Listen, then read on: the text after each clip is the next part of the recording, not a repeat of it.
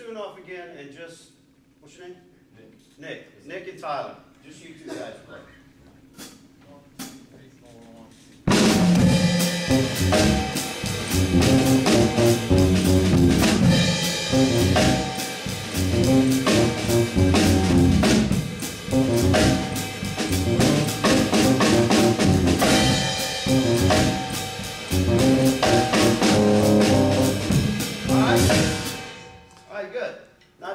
What's good about that?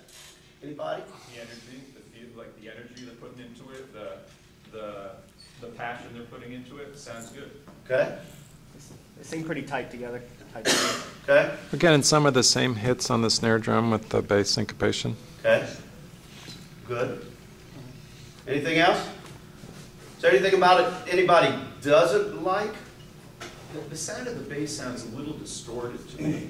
I don't know if it's like because that's just kind of sound a little like it's breaking up a tiny bit.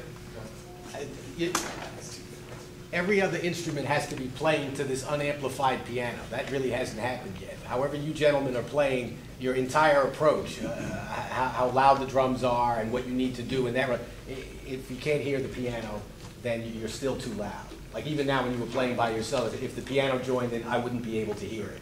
So you have to temper your whole approach to the fact that this person is not amplified right now. In effect, to get an acoustic, a very delicate sound, unless you're going to give the man a microphone. Otherwise, you're going to have a whole performance where you're not going to hear the piano. Yeah, I agree. It's better. It's better. We still haven't reached the balance. We still haven't reached the balance. Okay, good. The other thing, I feel like he's playing this real funky, offbeat, syncopated, beat up, oh, bad loo that, and Tyler's playing a little more kind of straight ahead, 4/4 jazz. You make it a little funkier so that this kind of is a little more congruent, but keep it down. Can you sing what he's playing?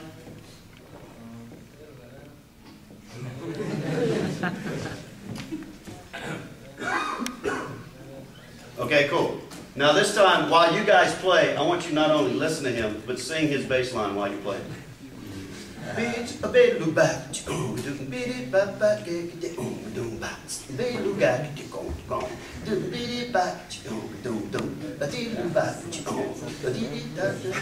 almost needs a little bit of a, well, I'm not going to say. Hey, look, stylistically, was this played with the upright bass or the electric bass on the original recording? I think it was upright. Okay. That's going to make it sound a little different and feel a little different. Could I make that comment? That's a very good point. Whether he's playing electric or upright, it changes the whole feel of the thing. I know I play completely different.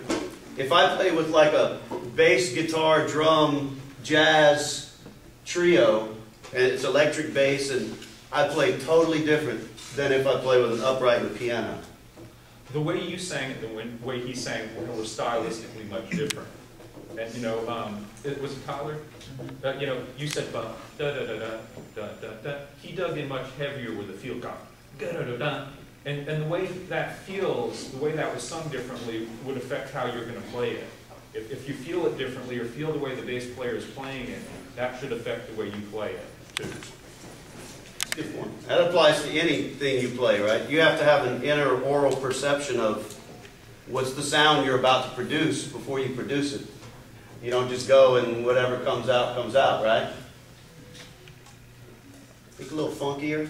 I feel like still keep it light. The piano player can also add to this funk feel that you're looking for. It's like round it out, and not just leave it all on the shoulders of these two guys here. I agree. I think you can be a little funkier with your articulation. The things that you're doing to calm shorter sounds and long sounds, mixing them up, and not just playing a long chord for 4 bars and then changing to the next long chord for 4 bars. You have a lot to do with your feel, and you can glue this thing together, or help to glue it together better. On that head and play with everybody, was the piano still too low on that? Were we still too loud for it? I can't tell now, because I'm inside the piano. A little. It was better. Okay. Better. I could hear better. I'd still like to hear more, but I think it's mainly just that the drums are. Guitar was a little on top. I mean, I think you came up with maybe a little a hair too much. I mean, Troy, does it seem like, it seems like sometimes like the snare accents are like whereas like the rest of the kids at whatever level, when he does some accents, like, That is an they're like incredibly four levels higher. insightful comment. Okay, say that again. There's a man who goes though. It's like usually when you're like playing around the kit, it's like at this dynamic level, but then when you'll do an accent, like on the snare, like you'll do some head hits, it's like way higher than your normal playing level. Yeah, he's very correct. So what he's saying is there's kind of a floor level of sound, okay? I'll go ahead and get into this for a second, because this is extremely great information for jazz drumming, all right? When we play funk, it's more staccato, right?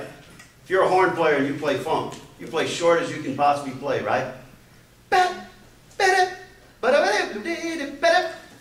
You play those as tight as you can, right?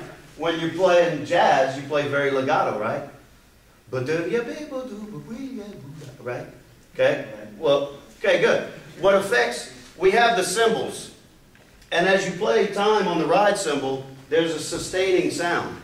I brought my cymbals because I was hoping maybe they would set up the cymbal that actually goes with this kit, but instead they're using one of the guys' ride cymbals, which is a really, really nice ride cymbal.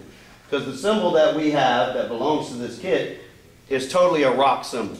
It's real dry and pingy, and it doesn't have a nice kind of warm, lush spread of sound, like a going on at the same time you have rhythm. And that's what you look for in a really good jazz cymbal, all right? So Tyler, what you need to do is the volume of this cymbal ringing is your floor level of sound. Now everything you play needs to be at or below that floor level of sound, so then those sounds mix and blend together and they sound more connected and legato. Then if you want to play a pop, you play a little bit above that sound. But right now you're going pop, pop, instead of pop, pop, right?